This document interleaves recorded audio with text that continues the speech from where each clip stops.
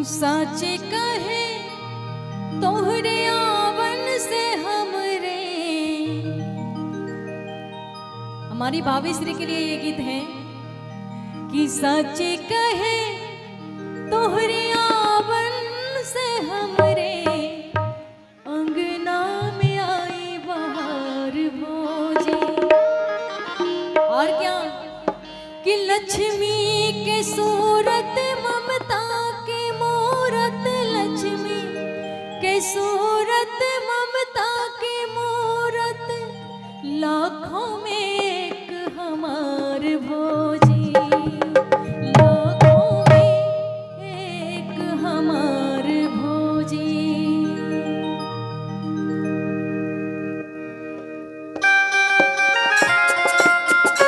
मीठी मीठी ताली होनी चाहिए।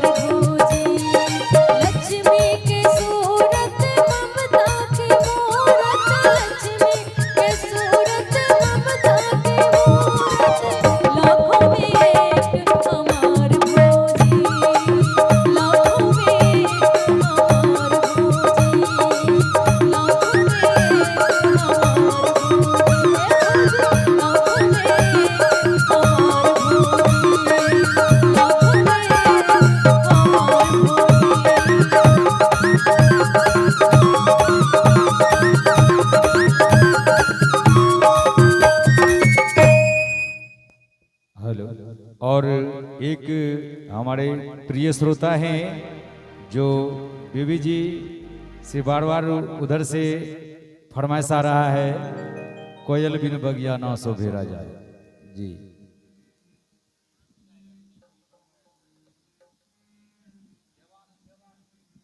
तो आइए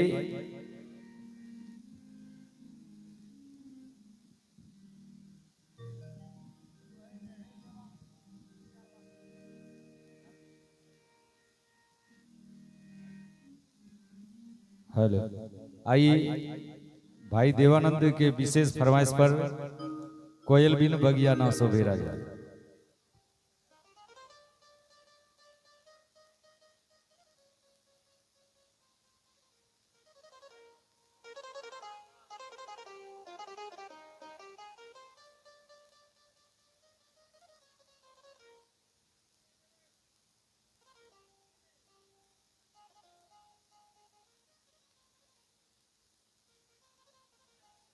हेल हेल